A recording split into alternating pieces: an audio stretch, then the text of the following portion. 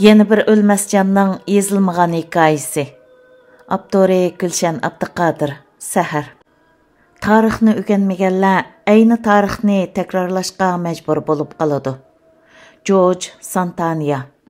3. bölüm o'g'irlangan şehit qabrisi.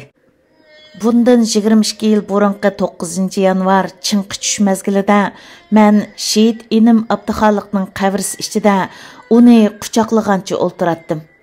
Onun paxtaliq chaponlarini o'z ichiga olgan qishliq kiyim-kechaklarini soldirmagan, yuyib tarash, jinoza namozidan tushirish ishlarini qilmagan va bu ishlarni bejirimiz deguchilarni rad qilgan edik. İnim Abduxoliq 9 yanvar kuni saharda G'ulji shahar Yangi hayot turmusida g'usl tahorat olgan peti edi. Şehitlar uchun bu ishlar behojat edi. Uning ko'krikidan chiqqan qon texicha pirtixlab turadi. Keyin qarsam, Chuanxu, ya'ni chaqirg'imning ichi liq to'shib ketibdi. Qaraganda G'ulji xalqi va do'st birodarlarim bu ishdan endi xabar topgan bo'lsa kerak. Mülk Abdurashid og'zidan. Acaba G'ulji xalqi, jumladan Uyg'ur xalqi bu qonliq kunlarni unutib qoladigan chaqlarmi bo'larmi? G'aflat ishida tarixlarning qayta takrorlanishiga sukut bilan turib berdigan kunlarimizmi bo'larmi? Men o'ylayman, bo'lishi mumkin. G'ulji xalqi, jumladan Uyg'ur xalqi bu qonliq kunlarning tarixini o'rganmagan va uni kitob qilib yezib, avlodlarga qoldirmagan ahvol ostida zolimlar bu qonliq tarixni Uyg'ur xalqi ustidan qayta takrorlashi mumkin.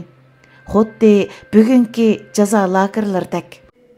Shundaq qilib 5 fevral G'ulji inqilobi mezgilda orqasidan qo'g'ilgan Xitoy saqchilaridan qochgan nurg'unlagan Uyg'ur partizan yigitlarning yerling tashimi bo'lgan Kipak yuzi yezisi bugun ig'ir motamda edi. Hammad, Teyib, Abduqadir, Abduxoliq, Jurat qatorliq nurg'unlagan Xitoy askarlar bilan qurolliq etishib yoki o'lim jazosiga hukm qilinib, miltiq bilan etib o'ldirilgan yoshlarning ko'pinchisi Kipak yuzi yezisidan yoki Kipak yuzi bilan yondosh qo'shni yezilardan edi. Shundaq bo'lganligi sababidan Kipak yuzi yezisi Xitoy hukumati tarafidan nuqtaliq nazorat qilinadigan yezi qilib bekitildi. Köpligi jihatda Kipak yuzi yezisining aholisi sonidan qilishmaydigan Xitoy saqchi va askarlari, shundaqla ularning harbiy mashina, hatto tankillari yezini aylanib yuratdi. Şehit Abduxoliq bilan Juratning o'lim patisini qilishmo cheklangan ishlarning biri bo'lib, mahalla asosiy qatlamning aktivlari terrorchining o'lim patisini qilgan kishilarni qora tizimlikka elib qo'yish ishi bilan vazifalangan edi. Ammo ruh masalasi boshqa masala. Gerçi tadbirlar qancha kuchli bo'lsa-mu, ikki ruhning pichirlashishini to'saqlar to'siyolmaydi. G'ulji xalqi bu ig'ir kunlarda Abdurashid Munavvar bilan Pashaxon Nurdin oilasini yolg'iz tashlab qo'ymagan edi. Mahalla asosiy qatlam ayg'oqchilarining ishdan tushadigan mezgili bo'ladi-da, albatta. Bunday chaqlarda kishilar 1 minutchi bo'lsa-mu, bu oilaning darvosidan beshini tiqib, sabr toqat, kuch jasorat tilashga qodir bo'la olgan chaqlar edi o chaqlar. Eng kulkilik yeri shuki, mustamlikachilar qancha kuchlik bo'lishidan qat'iy nazar, o'zlari mustamlik qilgan yurtlarda davomliq yuriki pok-pok yashab keldi. Bu pok-poklikni 5 fevral G'ulji inqilobida o'zlari o'lim jazosi bergan Xitoylar milliy bo'lgunchi vatanning birligini og'dirishga uringan terrorist deganga o'xshash nurg'unlagan ismlar bilan ataydigan. Ammo Uyg'ur xalqi faxrlik o'g'lonimiz, Uyg'ur xalqining Xitoyga qarshi kurash qahramoni shehid deb yuksak martaba berdigan kishilarning qabrisini u yoshning kurashlarning qanchalik bo'lganligiga qarab yillarcha nazorat ostiga ilishdan iborat edi. Asarning oldingi qismida aytib o'tib ketganimizdek, G'ulji xalqi bu harakatni Xitoylar Uyg'urlarni kaskanni ozdab, o'liminimi, qabrisini kesidi deb mazoq qilishdi. Abduxoliq Abdurashidning qabrisi ana shundoq 6 yillik kesilgan qabri bo'lganligiga qaramay, uning aksi Mülk Abdurashid bu qavrni pat-pat yo'qlab, xatm Qur'on qilib, yolg'iz tashlamay kelayotgan kishilardan biri edi. Agar Mulk Abdurashidning bu harakati Xitoy askarlar tarafidan sezilib qolgan ahvol ostida uning terroristning qabrisini qonunsiz ziyorat qildi degan batnom bilan bir qancha yil kesilib ketishi turgan gap edi. Mulk Abdurashid bir qancha yillar mana shunday holatda bu ikki qahramonning qabrisini o'g'irliqcha ziyorat qilib yurdi. Ardın bir qancha yillar o'tgandan keyin Ili oblastlik do'stlik doktorxonasi bu joylarni setib olib, bir tibbiy tadqiqot va tibbiy mahsulotlarni saqlash o'rniga o'xshash bir o'rin barpo qildi hamda o'ziga tava doiraga temir rishatkalar va temir darvozalar o'rnatdi. Natijada Abduxoliq bilan Juratning qabrisi bu rishatkalarning va temir darvozaning ichida qoldi. Kunlarning birida Mulk Abdurashid inisi Abduxoliqning qabrisini ziyorat qilish uchun bu joyga kelganda bu to'saqlar bilan qarshilashdi. Yo'chun va kutilmagan bir kishining darvoza oldida turganligini ko'rgan darvozavan Uyg'ur yigiti darvozani ochdi. Darvozavan yigit bilan Mulk Abdurashid tonish chiqib qoldi. Bu yerlarda nimish qilib yuriysan aka? Bu çöllik jilg'iga oblastlik doktorxonaning odamlardan boshqa hech kim kelmaydi deb ajablanish ichida so'radi yigit Mulkka hayronlik ichida qarab. Aslida bu yigitning opasi bir mazgil Mulk Abdurashiddan diniy dars olgan bo'lib, shu sababdan yigit bilan Mulk Abdurashidning tonishligi bor edi. Mulk yigitga ahvolni tanishtirdi. Yigitmo, "Ha, mundaq degan aka, bu çöl jazirlarga oyoq besishingdagi sabab qarindoshning o'ti va dardi ekanda, kira ishchiga" deb bir qancha qatim Mulkni kirgizayotganmi bo'ldi. Ammo yo'lvosdan qutulib, bo'riga tutilibdi degandek Xitoy askarlarining ancha-muncha qabrini nazorat qilishidan bo'shab qolgan paytlarini kutib va kuzatib yurib, jon-jigar shehid qarindoshi bilan o'zining oldida o'ynab cho'ng bo'lgan Juratning qabrisini ta'sdi bo'lsa-mu, anda-munda ziyorat qilib yurgan Mulk uchun bu qabrlarning boshqa bir o'ringa, tava bir joyga aylanib ketishi uni to'limi bearam qilayotgan masalalarning biri edi. Hey, inimizni qo'g'dab qololmay, ashu yovuz Xitoyga yem qilibatdiq. Qarab turib Xitoylar yeb ketdi.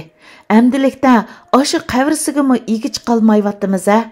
deb o'ylaydi Mulk Abdurashid. U o'ylagan siri g'azablanadi. Uning shehid Abduxoliqning qabrisini ziyorat qilishi barg'ancha taslishib ketayotmoqda edi. Ba'zan ming tasda velosiped bilan G'ulji shahridan bu yonda Yesning Tijang kentiga kelganda, heliqi tunish darvozavan yigit dujurni bo'lmay qolgan bo'lsa, u quro ichiga kirolmay, beshini sangilatqinicha shaharga qaytib kiradi. Kipak yuzi Yesiga chiqqan chog'larda bo'lsa, dadasi Abdurashid Munavvar bilan onasi Pashaxon xonimning "Ukangning tuproq beshiga chiqaldingmi?" degan savoliga duch keladi.